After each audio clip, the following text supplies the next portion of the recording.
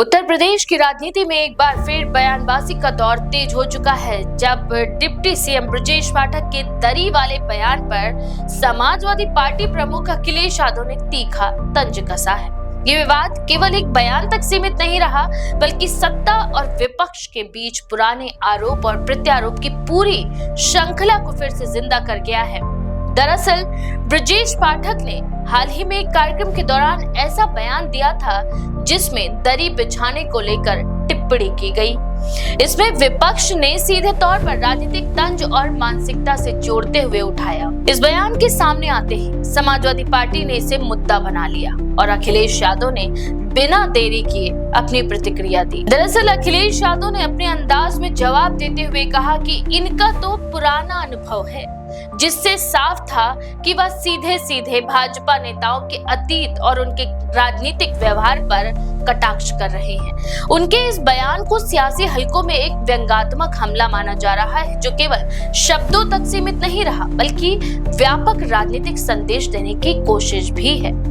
Samajwadi party का ये कहना है कि भाजपा नेताओं की भाषा और सोच जनता के असली मुद्दों से ध्यान भटकाने का प्रयास है। पार्टी के प्रवक्ताओं ने भी इस मामले को आगे बढ़ाते हुए कहा कि सत्ता पक्ष विकास, रोजगार और महंगाई जैसे मुद्दों पर जवाब देने के बजाय इस तरह के बयान देकर चर्चा को दूसरी दिशा में मोड़ना चाहता है।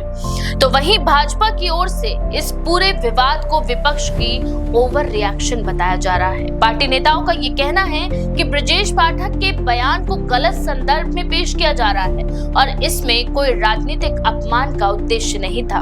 उनका तर्क है कि समाजवादी पार्टी मुद्दा न होने के कारण इस तरह की बातों को तूल दे रही है। ये पहली बार नहीं है जब यूपी में इस तरह के बयान पर सियासत गरमाई हो।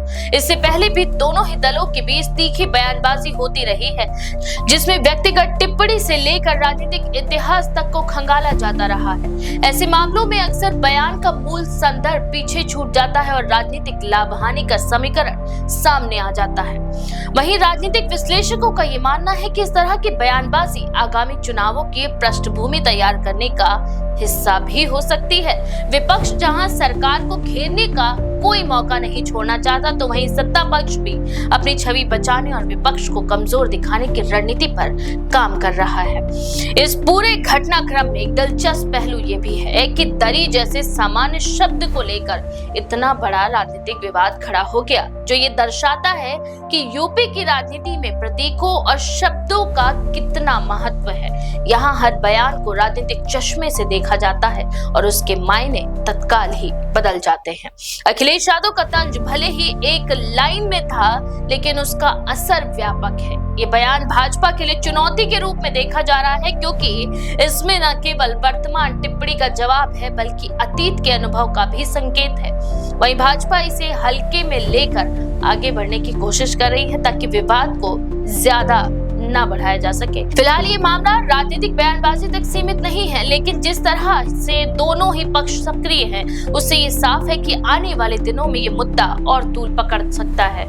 यूपी की राजनीति में इस तरह के छोटे छोटे विवाद अक्सर बड़े सियासी नैरेटिव का हिस्सा बन जाते हैं और ये मामला भी उसी दिशा में बढ़ता नजर आ रहा है। तो इस बारे में आपका क्या विचार है? अपनी राय कमेंट सेक्शन में लिखना ना भूलें। ऐसी और भी लेटेस्ट अपडेट्स के लिए देखते रहें भारत 19 एक्सप्रेस।